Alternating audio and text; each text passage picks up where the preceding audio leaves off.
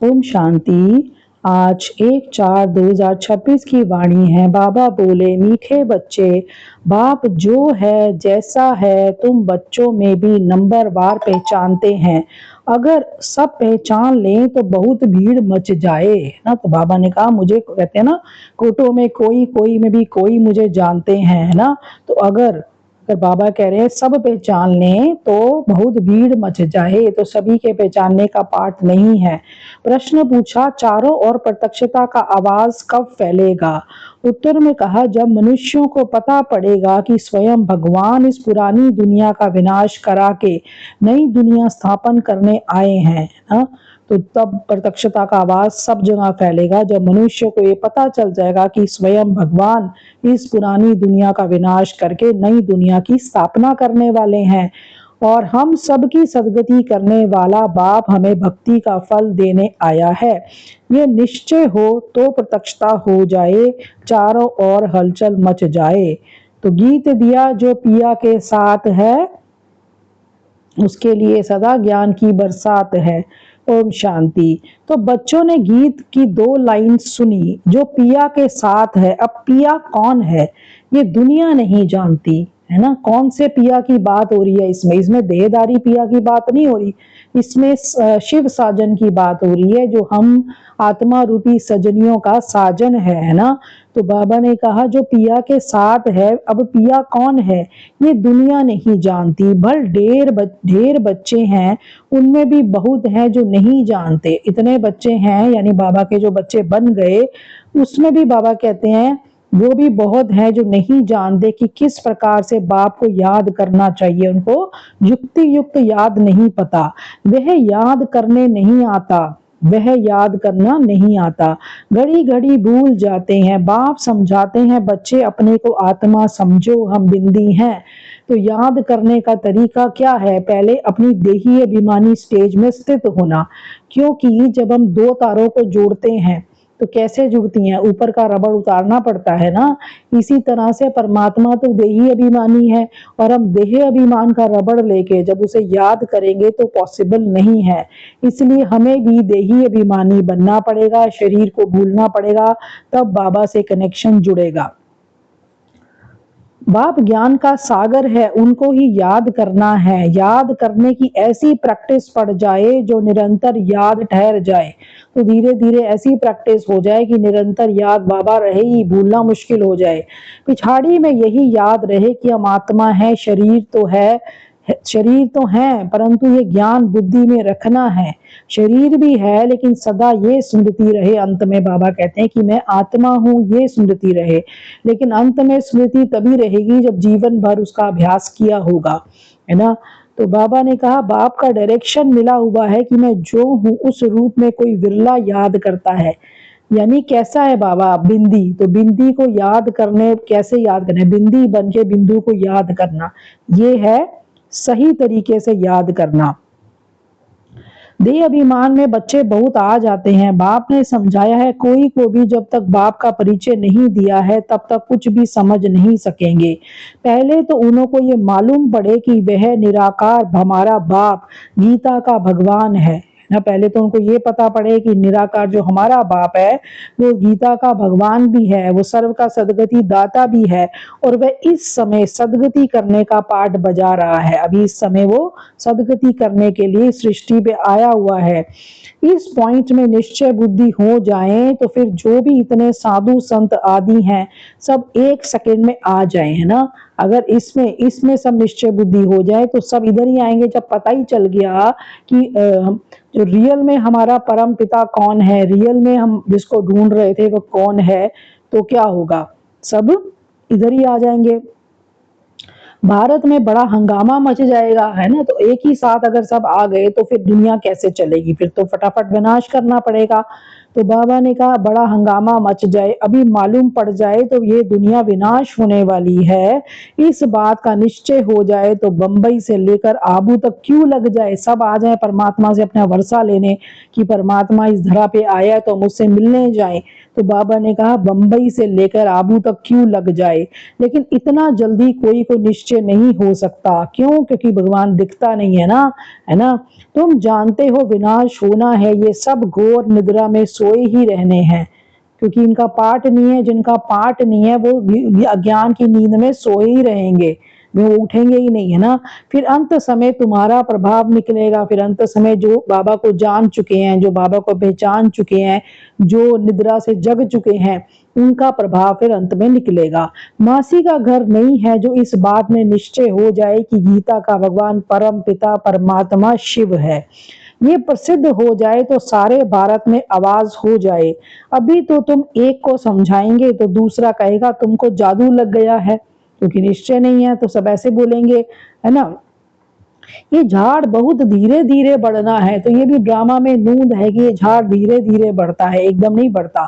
अभी थोड़ा टाइम है, फिर भी पुरुषार्थ करने में हर्जा नहीं है। तुम बड़े बड़े लोगों को समझाते हो, परंतु वे कुछ भी समझते थोड़े हैं, है ना। बच्चों में भी कई इस नॉलेज को समझते नहीं है। जब बाहर वाले तो नहीं समझते, लेकिन बच्चे भी नहीं समझते। तो बाप की याद नहीं तो वह अवस्था नहीं, तो बाबा की याद नहीं होगी तो वो रूहानियत वाली अवस्था भी नहीं होगी। बाप जानते हैं निश्चय किसको कहा जाता है। अभी तो कोई 1-2% भी मुश्किल बाप को याद करते हैं। बल यहाँ बैठे हैं, बाप के साथ वह लव नहीं रहता। जो बाबा के घर में बैठे हैं या मधुबन में जो बैठे हैं, बाबा ने कहा उनका भी बाप के साथ लव नहीं रहता। इसमें लव चाहिए, तकदीर चाहिए। एक तो बाबा से प्यार चाहिए दिल का, और ऊपर से तकदीर भी चाहिए ऊंचा जाने की। बाप से लव हो तो समझे हमको कदम कदम श्रीमत पर चलना है। तो ये सबसे बड़ा एक पैरामीटर है कि जितनी बाबा से प्यार होगा, जितना बाबा पे निश्चय होगा, उतना ही हम श्रीमत पर चलेंगे।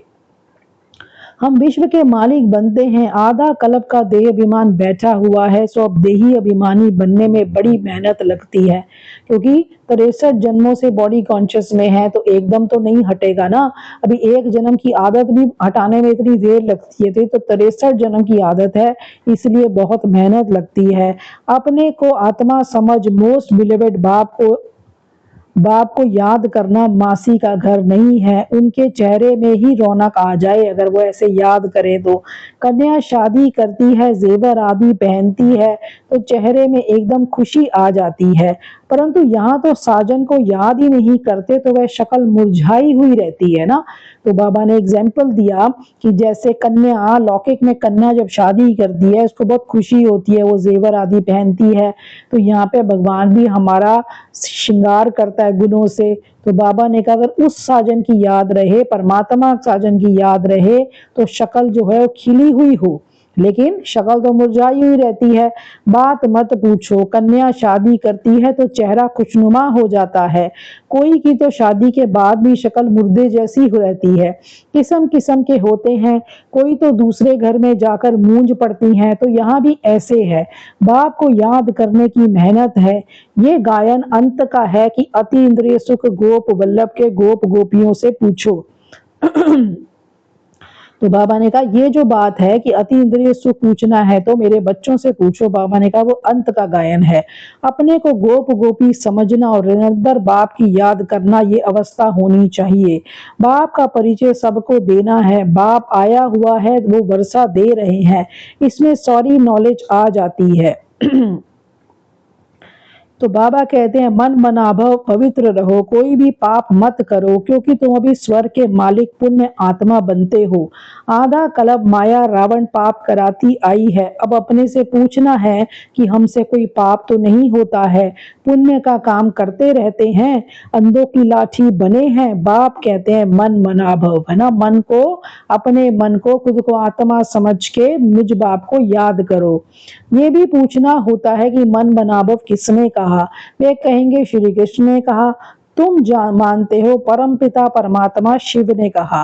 रात दिन का फर्क है, शिव जयंती के साथ है गीता जयंती, गीता जयंती के साथ श्री कृष्ण जयंती, है ना।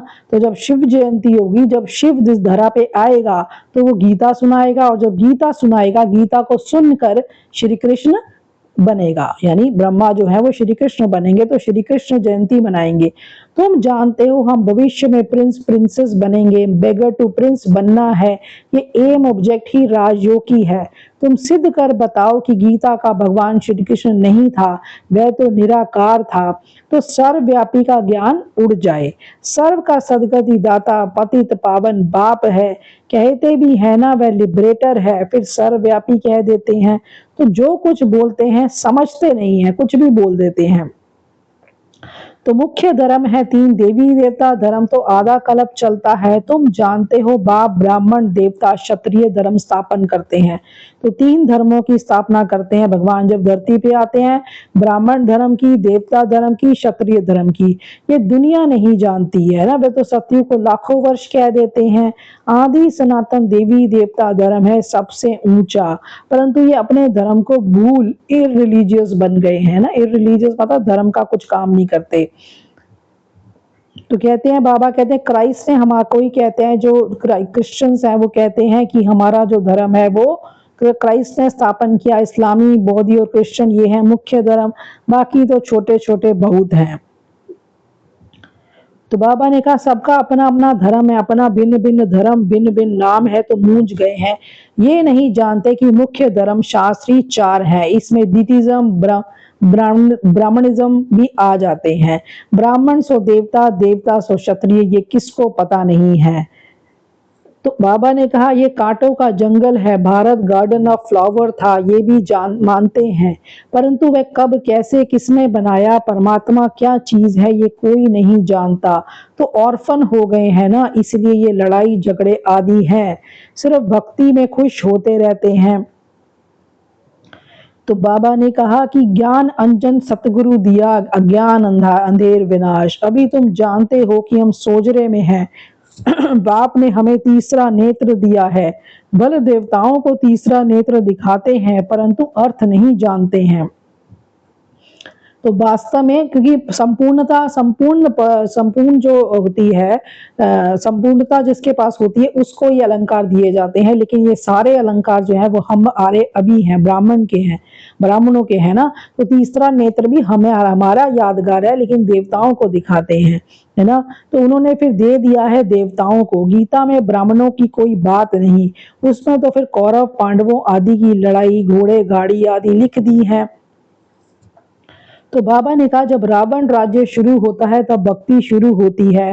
भारतवासी वाम मार्ग में जाकर धर्म भ्रष्ट और कर्म भ्रष्ट बन जाते हैं, इसलिए अब हिंदू कहला दिया है, पतित बन गए हैं, पतित रावण ने बनाया है ना।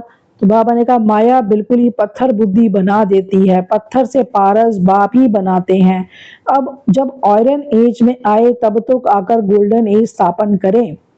तुम कुमारियों की अब सगाई होती है, तुमको पटरानी बनाते हैं, तुमको भगाया अर्थात तुम आत्माओं को कहते हैं तुम मेरे थे, फिर तुम मुझे भूल गए हो, देह अभिमान बन माया के बन गए हो। बाकी भगाने आदि की तो बात ही नहीं है, माँ में कम याद करो, याद की ही मेहनत है, बहुत देह अभिमान में आकर विक्रम करते हैं। बाप जानते हैं ये आत्मा मुझे याद ही नहीं करती है, जिसके बारे में भी बाबा सोचते हैं। देह अभिमान में आकर बहुत पाप करते हैं तो पाप का घड़ा 100 गुना भर जाता है ना। तो बाबा ने कहा औरों को रास्ता बताने के बदले खुद ही भूल जाते हैं और ही जासी दुर्गति को पा लेते हैं, बड़ी ऊंची मंजिल है, कहते हैं ना चढ़े तो चाखे वैकुंठ, रस गिरे तो चकनाचूर। तो ये राजाई स्थापन हो रही है, इसमें फर्क देखो कितना पड़ जाता है। कोई तो पढ़कर आप समान आसमान में चढ़ जाते हैं और कोई पट में पड़ जाते हैं, बुद्धि डल होती है तो पढ़ नहीं सकते हैं। तो कोई कोई कहते हैं बाबा हम किसी को समझा नहीं सकते, तो बाबा कहते हैं अच्छा सिर्फ अपने को आत्मा समझो और मुझ बाप को याद करो तो मैं तुमको सुख दूंगा, परंतु याद ही नहीं करते। याद करें तो औरों को याद दिलाएं, बाप को याद करें तो पाप नष्ट हो जाएं, उनकी याद बगैर तुम सुख धाम में जा नहीं सकते हो। 21 जन्मों का वर्षा निराकार बाप से ही मिल सकता है, बाकी तो सब अल्प काल का सुख देने वाले हैं। तो बाबा ने कहा 21 जन्मों के लिए हेल्थ वेल्थ तो मिल नहीं सकती ना कहीं से भी, परंतु मनुष्य नहीं जानते, दोष भी नहीं दे सकते, अलग काल के सुख में ही खुश हो जाते हैं। तो बाबा ने कहा देह अभिमान में आने से कुछ न कुछ पाप होते रहते हैं, योग ही मुख्य है, तुम योग बल से विश्व के मालिक बनते हो। प्राचीन योग भगवान ने सिखाया था, न कि श्री कृष्ण का, कि श्री कृष्ण ने। तो बाबा ने कहा ये चक्र बड़ा क्लियर है, शांति धाम, सुख धाम, दुख धाम सेकंड का काम है ना, परंतु याद भी रहे ना, मुख्य बात है बाप का परिचय। तो बाबा कहते हैं मेरे को याद करने से तुम सब कुछ जान जाएंगे। तो शिव बाबा तुम बच्चों को याद करते हैं, ब्रह्मा बाबा याद नहीं करते हैं।